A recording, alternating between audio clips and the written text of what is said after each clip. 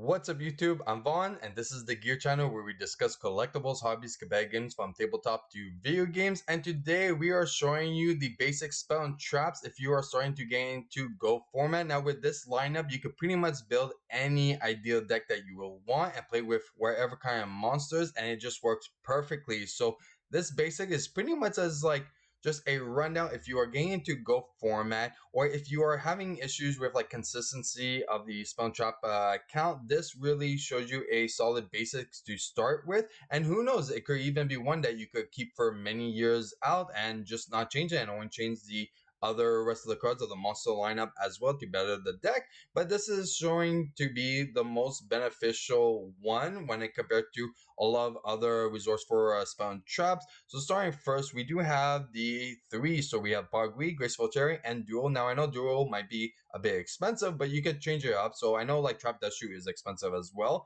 but this could potentially be even like a scapegoat as well. So that will also be beneficial.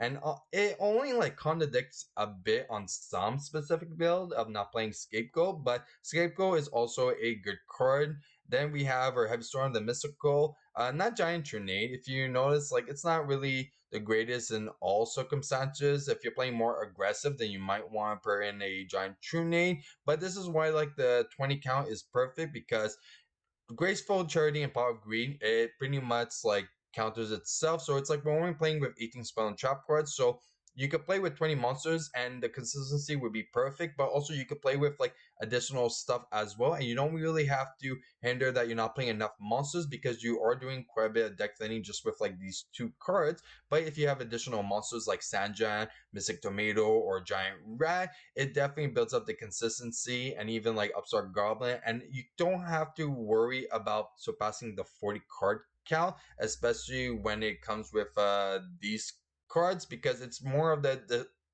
consistency of like interaction with your opponent, like the proper cards that you would want to have when playing in gold format. So we have two nobleman crossouts, we have that steal, we have brain control as well, so pretty much act as each other. Premature burial and call the haunted both do the exact same thing. Mirror force, torrential, and ring of destruction are the three for pretty much the traps. Okay, so these you always want to see in every single deck, so it doesn't matter what deck you're playing, these are the most beneficial card. Then we have three Regeki break. Now some of you might disagree with this, but the thing is that so at the beginning, you might not see it being so beneficial, and you're going to be like, well, why won't you just play two of this and three of Sakuretsu? It's like, yes, when you're starting out, okay, and especially depending on like rank, you're going to notice that a lot of people are very like aggressive with the attack and all that. But as you build up, they're really preservative of the cards, and depending on what kind of event you're going to, and like depends on like the skill level of those players, you will see that they're not as aggressive. So the Sakuretsu at 2 is quite good, but you're going to see that Regeki break is going to be a lot more beneficial in the long run. Then we have the Dust Tornado and then the Sakuretsu. Now to really prove this point, I decided to actually do a little test and see like, well, you know what? If the spell traps is so good, we could pretty much play any monsters. So we did just that, and I decided, why don't we just play with vanilla?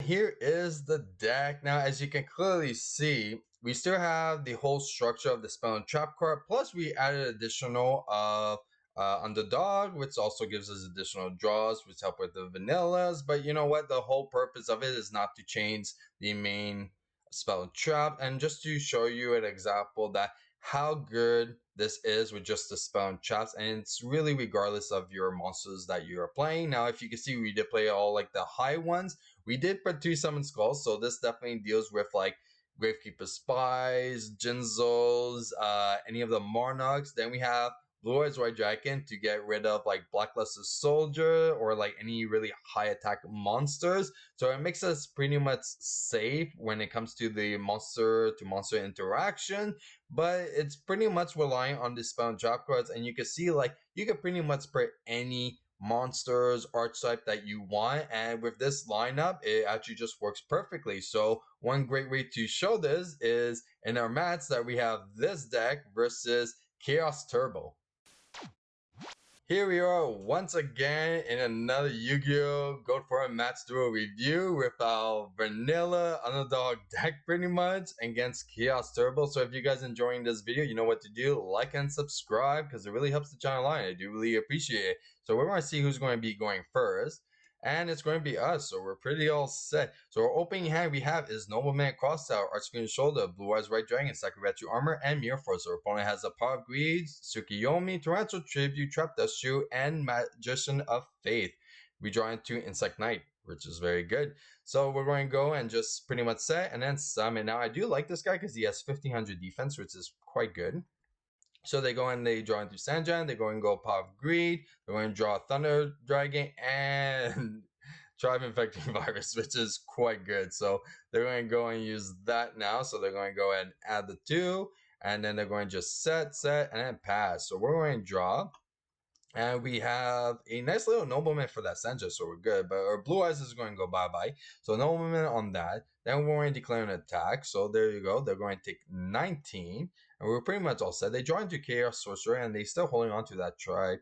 But you know what? We had a feeling we're not really rushing it. So you still have to be pretty resourceful. So even though like the spell drop card lineup is quite amazing in the deck, you still have to play like properly. If you are misplaying, it still costs you the game no matter what build you do. You can do like the best build ever, but for a basic this is quite good. So we're definitely going to summon, because if we go and we have to deal with Torrential, at least a minus a monster. So Magician of Faith is going to go add the Pot of Greed, and then we're going to swing for a 19 and then pass to our opponent. So we're going to set and then pass. Okay, very nice. So they're going to go Pot of Greed, and then have to draw two, and then do they do the upstart? No, not yet. So try first, and they're going to go and use the effect. So we won't respond to anything because it will be a mice on our part, and we want our opponent to lose up their cards in the hand. So they're going card destruction. That gives them public knowledge now that our torrential tribute is now set, since they saw our hand before. Okay, now they're going to attack for 16. We have no choice but to take it.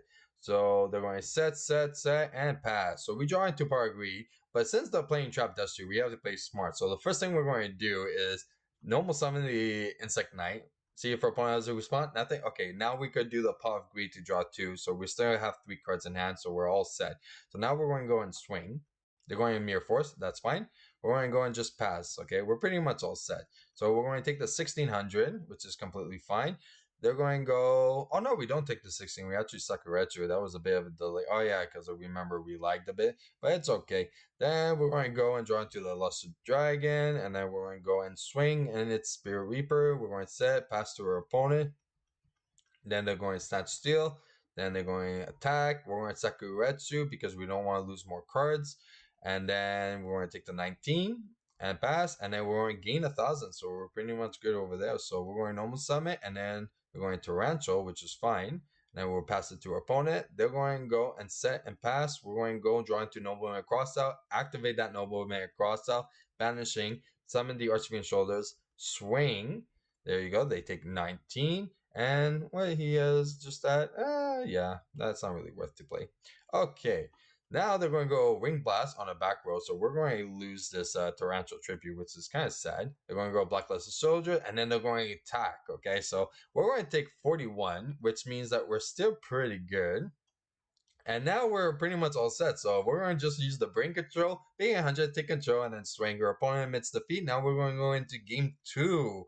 So our opening hands that we have over here, we have Ring of Destruction, Delinquent Duel, Luster Dragon, Mystical Space Typhoon, and Blue Eyes White Dragon. This card loves us and wants to just stay in our hand. They have Chaos Sorcerer, Snatch Steer, Break of the Magical Warrior, Night Assailant, and Upstart Goblin.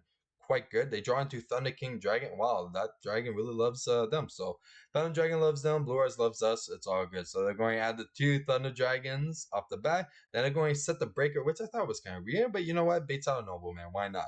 So we're going to go and just draw. We're going to go MST off the bat. We're going to go and summon the Luster Dragon, swing. Now, we're not playing the Delinquent Duel because, one, it's random, and they just added 2 Thunder Dragons. So I want to use Delinquent Duel if they start using like Graceful Charity or stuff like that. That makes us guarantees that the Linko Duro is actually hitting like threatening cards. Because if we go and hit a Thunder Dragon, then they just go and send the other Thunder Dragon and they have the full hand to play with. So it's not really smart to do the Link of Duel once there. So they're going no stance there. We're Ring of Destruction because if they Tsukiyomi it, then they're going to keep that Luster Dragon forever, and we don't want them to do that. Okay, so they go Chaos Sorcerer, which is quite harmful, and then they're going to just swing, and we're going to see what we're going to do if we have anything spicy. Let's see. Ooh, Brain Control, quite nice. So Brain Control is going to go and take. We're going to pay 800. We're going to banish it instead, so get rid of that. Then we're going to go and summon, and then we're going to swing. We're still not using the Delinquent Duel, like I said. It's still such a gamble, and at 1900, it's a lot of life points just for a gamble. Okay, so they're going to set pass. We're going to draw. Oh, look, Mad Dog of Darkness. Very nice. So we're going to swing. They're going to pop our other monster. We have no choice but to take it. They're going to draw into the Delinquent Duel. They're going to go and use Thunder Dragon's effect. And yes, you could use Thunder. I think this is kind of dumb, but yeah, you could use Thunder Dragon even if there's no more targets in your deck. Not a fan of, but yeah, pretty much. So they're going to go and just swing. You know what? We're going to just take it. They're going to Book of Moon it. Then they're going to go Delinquent Duel. So we can snatch their Chaos Sorcerer, but it's okay. Then we're going to draw into Dust Barrier, which is a side card, and it just makes a normal monster unaffected by spell cards. But yeah, not really the greatest. So now we're going into Game 3, and we're going to see how this deck is doing off the bat. So we're going to be starting this time. Our opening hands we have is Sun Skull, Dust Tornado, Power of Greed, Heart of the Underdog, and Premature Barrier. Our opponent has Break of the Magical Warrior, Tsukiyomi, Chaos Sorcerer, Kaiku, and Mystical Space Typhoon. So we're going to draw into Insect Knight, which is quite good. We're going to go Power of Greed, draw 2. Then we drew into Delinquent Duel. Now we're going to use Delinquent Duel since they don't have multiple like Thunder Dragons in hand. So we're going to get rid of the Breaker, which is very nice. Then we're going to summon an Underdog, set, and pass. So our opponent draws into the Heavy Storm, obviously. Use it, then wipes the board, set the MST. It's okay. We're going to draw into another Insect Knight, which is quite good. Summon Mad Dog, and we're just being very aggressive right now. We don't care. So our opponent is just going to take everything and pass. They draw into Blacklisted Soldier, which is not looking too good for them. So then we're going to draw, oh, Heart of the Underdog again. There we go. And then Insect Knight just swing. So you see, like, we got some really good spell and trap cards like over here, but yeah, pretty much. Yeah, that's funny. Okay, then we're just going to swing again, see where our opponent draws. Upstart Goblin, which is going to make us gain, which is quite good. But yeah, you can see the Premature Barrier is quite good. They're going to go MST now, so we're like, okay, fine. Draw into Archfiend Shoulder, which kind of is sad that we didn't use the Underdog. But it's okay. We're going to go flip the Insect Knight. We're going to Tribute for Summon Skull, Premature Barrier, bring back the Mad Dog. And yeah, that's pretty much game. So yeah, that's pretty much the spell and trap count, and even with just vanillas, it works. Like you could put any monsters. There's definitely other monsters that you want to put that are better than just like normal monsters, but it just shows you like a demonstration that even like with just normal monsters, that spell and trap lineup is quite strong. Okay, even though like this one, like you kind of break like a little bit, sure, but the game one really show you the interaction of both and how good like these cards are, and especially if we had like any monsters that are digging through the deck, it really benefits and supports these lineups. So I do recommend, like, if you're having troubles with like your deck builds and all that, and you're looking for a good like consistency to start with, this would be a proper spell trap lineup to start with, and then later on, once you like learn more different like skills, techniques, and interaction, and especially rulings, definitely know your ruling, guys. If you guys haven't checked my playlist, check it out. It would definitely give you a lot of advice on how to play with the game mechanics and what stuff that you have to know to especially have an advantage over your opponent. And that's it for today's video. If you guys enjoy it, you know what to do. Like and subscribe. And if you guys also have some awesome replays that you want to see review here on the channel, you can follow me on my Facebook group page and private message me, and I'll review it right here on the channel. Till next time, I'm Vaughn, and this was the Gear Channel.